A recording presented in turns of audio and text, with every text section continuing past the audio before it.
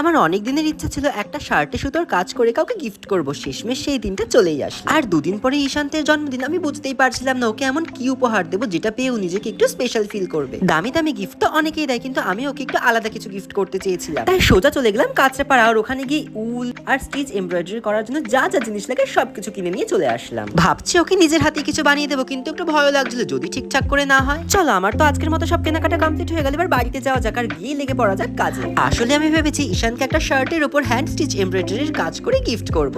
অনেক খুঁজে খুঁজে এই ডিজাইনটা বার করলাম, আর ডিজাইনটা আমার সত্যিই ভীষণ পছন্দ হয়েছে। জানো, আমি এই প্রথমবার কোনো শার্টের উপর হ্যান্ড স্টিচ এমব্রয়ডারির কাজ করলাম। জিনিসটা করতে আমার অনেকক্ষণ সময় লেগেছে, কিন্তু বেশ ভালো লেগেছে। তোমাদের কেমন লাগলো অবশ্যই কমেন্ট করে জানাও। আর এরপরে কিন্তু আমি একটা রুমালের উপরে ওর নাম লিখে একটা সুন্দর করে স্টিচ এমব্রয়ডারির কাজ করে দিয়েছিলাম। আর এদিকের অবস্থা দেখো, চারিদিকে উল, সুতো, সুচ সমস্ত কিছু ছড়িয়ে একাকার কাণ্ড।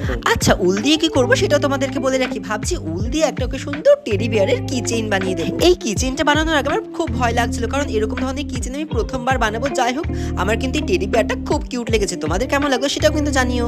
জানো তো, এই কি চেইনটা দেখার পর অনেকেই বলেছে যে ওদেরকেও নাকি এরকম কি চেইন বানিয়ে দেবো। যাই হোক, এরপর আমি ওর জন্য একটা সুন্দর কার্ড লিখছি ঈশান্তকে বার্থডে উইশ করার জন্য। যাই হোক, ওপরিয়া কিন্তু আমি একটা সুন্দর মিকি মাউসের ছবি আঁকলাম। এত কিছু তো গিফট আমি ঈশান্তের জন্য তৈরি করলাম, কিন্তু সেটা দেবো কিসে? তাই জন্য আমাকে কিন্তু একটা সুন্দর বক্সও তৈরি করতে হবে। তাই পরদিন সকালে ঘুম থেকে উঠে লেগে পড়লাম বক্স তৈরির কাজে। বক্সটা কেমন হয়েছে জানি না, বাট আমি আমার যথাসাধ্য চেষ্টা করছি যাতে বক্সটাকে দেখতেও খুব কিউট লাগে। এরপরেই সন্ধ্যেবেলায় সোদপুর যাওয়ার ট্রেনটা ধরে নিলাম, আর সোদপুর থেকে অটো ধরে সোজা চলে যাবো মধ্যমগ্রাম ঈশান্তের বাড়ি। আমি একদিন আগেই চলে গেছি, পরদিন আবার আমি, ঈশান্ত, বাবা সবাই মিলে চলে গিয়েছিলাম মধ্যমগ্রামে স্টার মলে। ওখানে ওদের কিছু কাজ ছিল, কিন্তু গাইজ ওখানে জুয়েলারি দোকানটা দেখে আমি থমকে দাঁড়িয়ে পড়ি, কারণ ওখানে এত সুন্দর সুন্দর চুড়ি, নেক পিস আর এত সুন্দর সুন্দর ইয়াররিংস বিক্রি হচ্ছিল যে কি বলবো। কিন্তু দুঃখের বিষয় এটাই যে একটা ক্লিপ বাদে আমি কিছুই কিনতে পারি। আমি ওদিকে গয়নাঘাটি দেখছি, এদিকে আবার ওরা আচারের দোকানে ঢুকে পড়েছে। এদের যে আচার খেতে কি ভালো লাগে কি বলবে। এদের একটা আচার পছন্দ হয়েছে, সেটা খুঁজে খুঁজে এই দোকান থেকে কিন্তু কিনে নিয়ে গেছে আজকে বাড়িতে। আর আমিও দুঃখের সহিত গয়নার দোকানকে টাটা বাই বাই বলে রওনা দিয়ে দিলাম ঘরে আসার জন্য।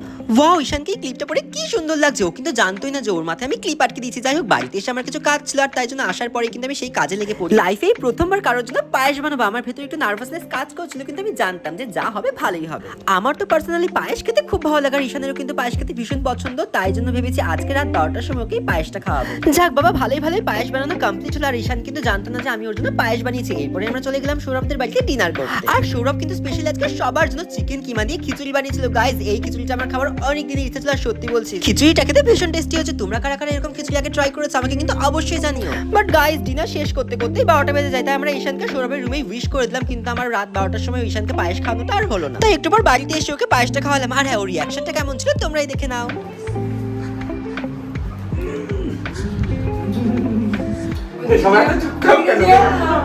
আচ্ছা আচ্ছা,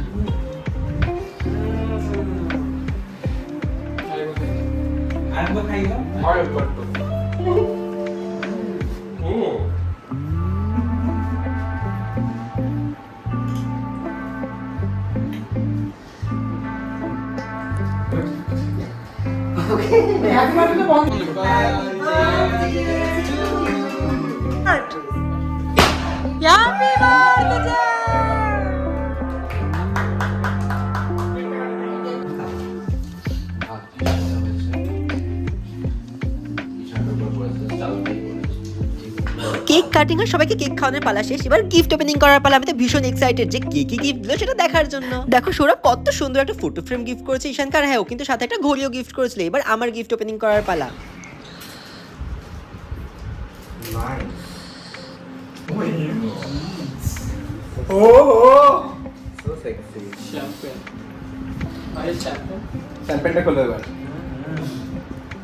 আগে মানুষ কার্ড দেখে,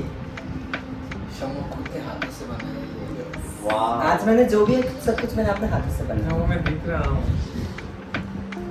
Oh, happy birthday dear.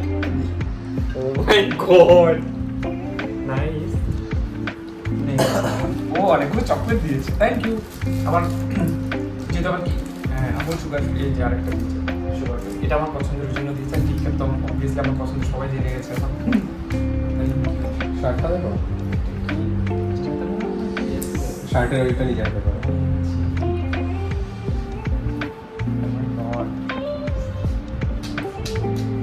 এটা তো নিজে এটা দিয়েছে।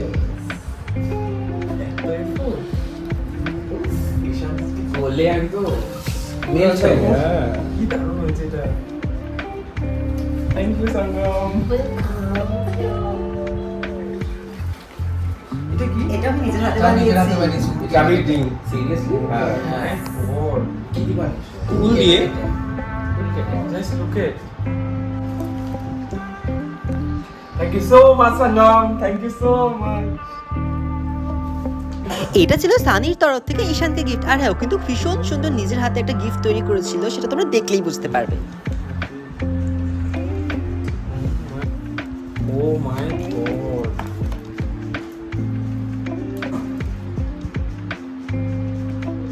পরে পড়িস।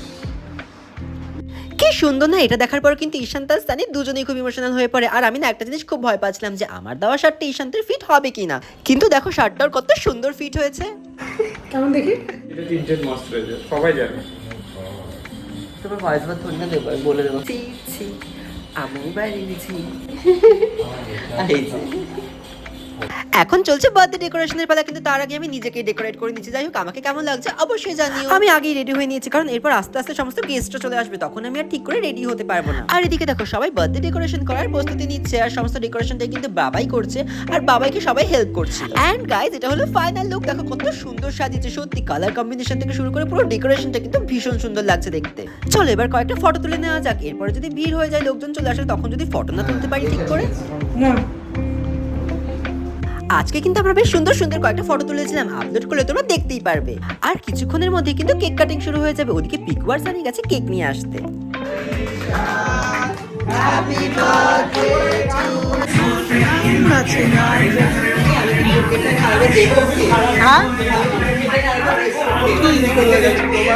সো গাইস, তোমাদের আজকের এই ব্লগটা কেমন লাগলো অবশ্যই কমেন্ট করে জানিও। দেখা হচ্ছে অন্য ভিডিওতে। আজকের জন্য টাটা, সবাই খুব ভালো থেকো।